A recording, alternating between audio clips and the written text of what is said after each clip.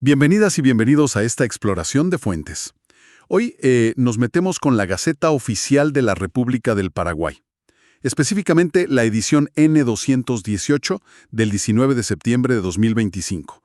Puede sonar un poco árido, ¿no? Un documento oficial, pero bueno, es ahí donde las decisiones del gobierno toman forma y, la verdad, a veces los detalles son súper importantes.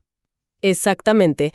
Detrás de todo ese lenguaje legal, bueno, estos textos nos muestran cómo se van ajustando las reglas del juego en el país, ¿viste?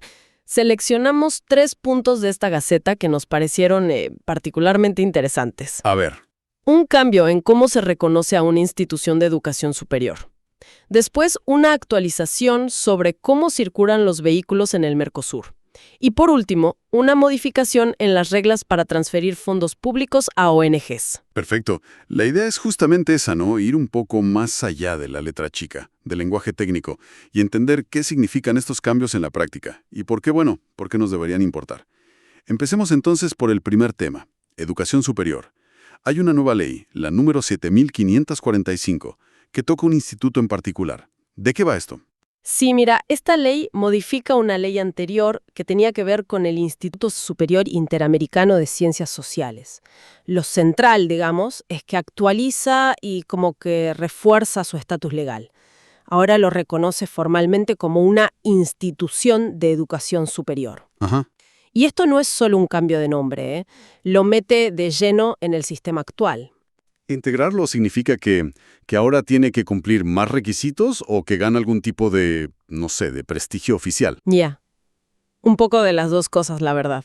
Al reconocerlo dentro del marco de la Ley de Educación Superior, la 4995 y bajo la órbita de la ANAES. La agencia de acreditación, claro. Exacto, la ANAES. Se le exige cumplir con los estándares de calidad, con las regulaciones nacionales. Es como un sello de legitimidad, sí, pero también implica supervisión.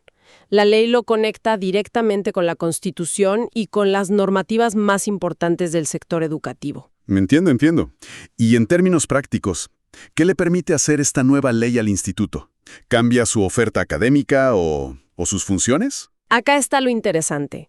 La ley le da la facultad explícita para desarrollar cursos de pregrado, carreras de grado y programas de posgrado.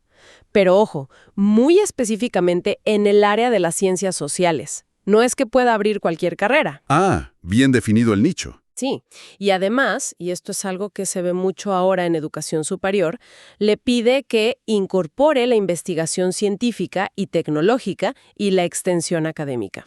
O sea, no solo enseñar. Exacto, que genere conocimiento y que se vincule con la sociedad. Y bueno, claro, que otorgue los títulos correspondientes, obviamente. O sea que la ley no solo formaliza su existencia, sino que también le marca la cancha, digamos. Ciencias sociales, y lo empuja a ser más que una simple casa de estudios, a meterse con investigación. ¿Se sabe por qué era necesario este cambio justo ahora para este instituto? ¿Había algún problema o...? Mira, el documento oficial no entra en los motivos particulares del instituto, pero sí nos muestra el camino formal que tienen que seguir. Pasó por diputados, después por senadores y finalmente la promulgó el Ejecutivo. Es el proceso estándar. Pero lo que subraya es que para operar legalmente, para dar títulos válidos y estar bajo el paraguas de calidad de la ANAES, necesitas este tipo de respaldo legal formal. Quizás el instituto estaba creciendo, diversificando su oferta dentro de las ciencias sociales, o simplemente buscando consolidar su estatus frente a nuevas exigencias. Puede ser. Tiene sentido, sí. Una pieza legislativa que ordena y clarifica el rol de una institución. Bueno, dejemos las aulas por un momento y cambiemos de escenario. Pasemos a algo que afecta a mucha gente que viaja. El decreto número 4497. Este tiene que ver con la circulación de vehículos en el Mercosur. Correcto. Este decreto es básicamente la forma en que Paraguay dice, ok, adoptamos esta decisión que se tomó en el Mercosur. Específicamente incorpora la resolución número 2242 del Grupo Mercado Común. Y esta resolución lo que hace es actualizar una norma más vieja, la 3502, que es la que dice cómo circulan los autos particulares de turistas o de alquiler entre Argentina, Brasil, Paraguay y Uruguay. Actualizar normas Mercosur. Suena a algo que debe pasar seguido. ¿Qué cambia concretamente para alguien que, no sé, cruza de Clorinda a Asunción en auto? ¿Menos papeles? Esa es la idea central, sí. Ir hacia la digitalización y, bueno, tratar de agilizar los controles en la frontera. La gran novedad que trae esta resolución, y que Paraguay ahora hace ley interna, es que los documentos del vehículo, ¿Como el título, la cédula verde? claro, el título de propiedad, por ejemplo, o permisos especiales que puedas necesitar, bueno, ahora se van a poder presentar en formato digital. Hasta ahora, la regla general era el papelito físico, el impreso. Ah, mira vos. Eso sí que suena práctico. Llevar todo en el celular en lugar de andar con la carpeta llena de papeles. Pero, a ver, ¿hay alguna trampa? ¿Funciona ya en todos lados o...? Ahí vienen los detalles importantes, los matices. Hay dos condiciones clave. Primero, tiene que existir una forma de verificar electrónicamente que ese documento digital es válido, que no es trucho, digamos, o que está vigente. La autoridad en la frontera tiene que poder chequearlo. Lógico. Y segundo, y esto es crucial, que se acepte el formato digital depende de acuerdos bilaterales o multilaterales entre los países que están involucrados en ese cruce específico. Ah, o sea que no es automático. Que Paraguay lo permita ahora con este decreto no significa que si voy a Foz do Iguazú desde Ciudad del Este, sí o sí me lo acepten si Brasil no tiene un acuerdo específico con Paraguay y la tecnología lista para verificarlo. Exactamente. Es un paso hacia la modernización, sí, pero la implementación real en cada puesto fronterizo va a depender de estos acuerdos y de la capacidad técnica de cada país. Es una habilitación, digamos, no una obligación inmediata y universal para todos. El decreto paraguayo menciona toda la base legal regional, el Tratado de Asunción, leyes nacionales, pero hay algo que llama la atención: una fecha. ¿Una fecha? ¿Cuál? La resolución original del Mercosur, la 2422, decía que los países miembros tenían que incorporarla a sus leyes nacionales antes del 16 de julio de 2023. 2023. Sí, 2023. Y este decreto paraguayo que estamos viendo es de septiembre de 2025. Hay un desfase de más de 2 años. ¡Wow! Más de 2 años. Eso sí que es interesante. ¿Alguna idea de por qué esa demora? ¿Lo dice el decreto? No, el texto no lo explica. Pero bueno, ilustra perfectamente uno de los desafíos de siempre de la integración regional: la armonización normativa. Ponerse de acuerdo a nivel Mercosur es un paso, pero después cada país tiene sus propios tiempos, sus procesos legislativos, sus prioridades internas. Y eso puede retrasar que las cosas se apliquen de verdad. Puede ser por trámites burocráticos, por tener que adaptar sistemas informáticos o simplemente por cambios en la agenda política. Es un recordatorio de que la integración en el papel a veces va mucho más rápido que la integración en la práctica, ¿no? Muy buen punto, sí. Así que la buena noticia es que se avanza hacia lo digital, pero la recomendación sería, por las dudas, mejor llevar también los papeles impresos al viajar por el Mercosur, ¿no? Al menos por un tiempo más. Bien, clarísimo. Pasemos entonces a nuestro último punto de la Gaceta. Ahora nos metemos con la administración interna y el dinero público. El decreto número 4582, que trata sobre las transferencias de fondos a ONGs. Así es.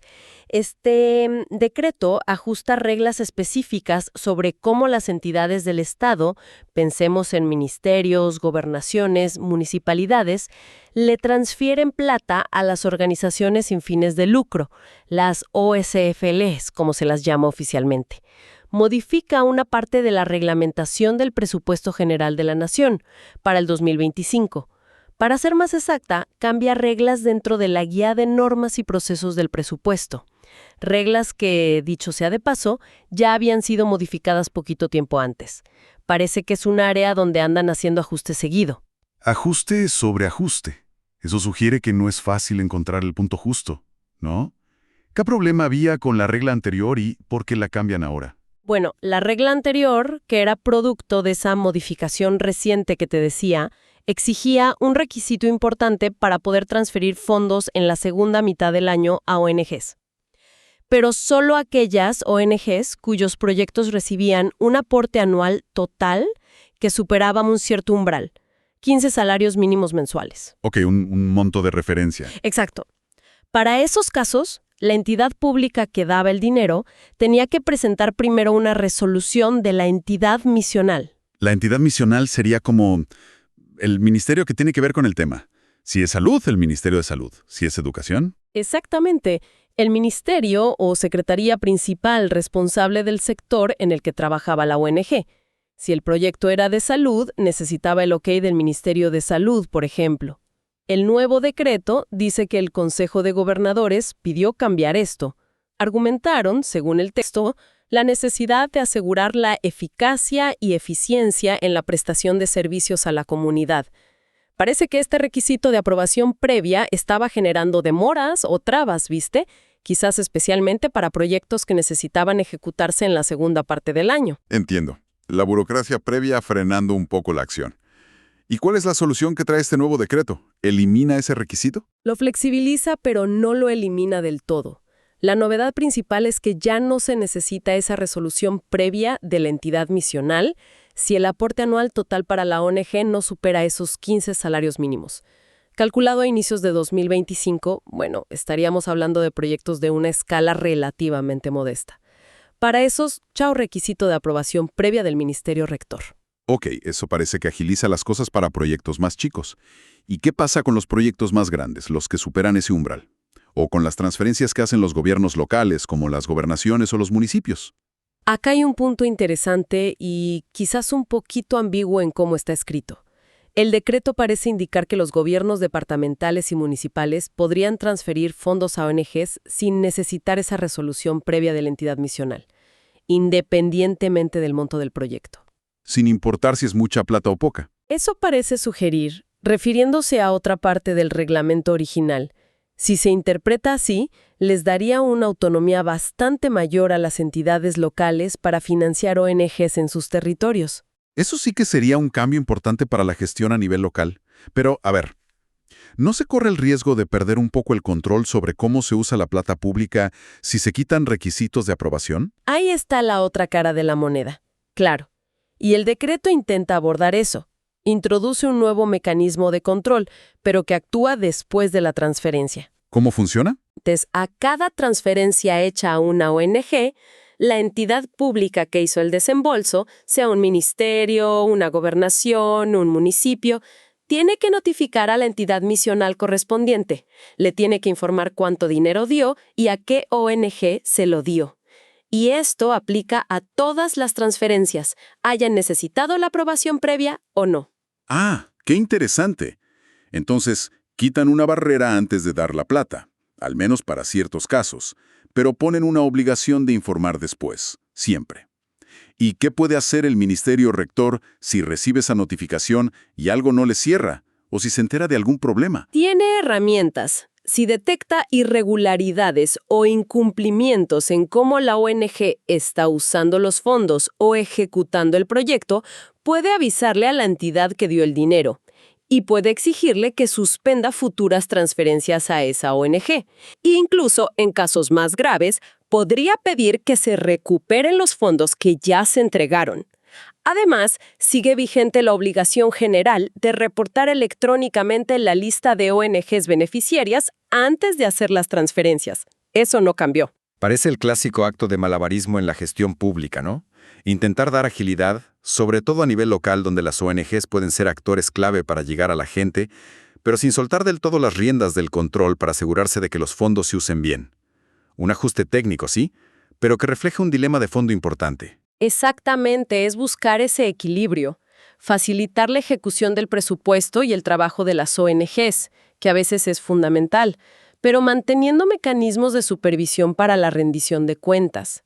Este decreto es un ejemplo clarito de cómo se intenta ajustar ese equilibrio sobre la marcha, respondiendo quizás a pedidos de los propios actores locales como los gobernadores. Muy claro, la verdad. Hoy hemos desgranado 3 piezas de esta Gaceta Oficial Paraguaya del 19 de septiembre de 2025. Una ley que ajusta el marco para una institución educativa superior, un decreto que nos acerca, de a poquito, a usar documentos digitales en las fronteras del Mercosur, aunque con paciencia. Y otro decreto que reajusta cómo fluye el dinero público hacia las organizaciones de la sociedad civil. 3 fotos, digamos, 3 instantáneas, de cómo el aparato estatal se va adaptando o intenta adaptarse. Vemos ajustes a normativas educativas para alinearlas con estándares de calidad, intentos de modernización y de cumplir compromisos regionales en temas de circulación. Y esa búsqueda constante de equilibrio entre eficiencia y control en la gestión financiera interna. No son cambios revolucionarios por sí solos, pero sí son parte de procesos más amplios. Cierto. Y aunque los textos sean formales, las implicaciones son bien concretas para la gente, para las instituciones. Y bueno, nos deja pensando algo, ¿no? Si estos son los cambios que encontramos revisando apenas una edición de la Gaceta Oficial, ¿cuántos otros ajustes normativos, quizás menos visibles pero igual de importantes, se publican regularmente? Ajustes que van modificando silenciosamente las reglas que afectan nuestra economía, nuestros derechos o simplemente cómo interactuamos con el Estado y que quizás pasan desapercibidos para la mayoría. Quizás valga la pena, de vez en cuando, echarle un ojo a estas fuentes oficiales, ¿no? No solo quedarse con los titulares. Una reflexión para el final.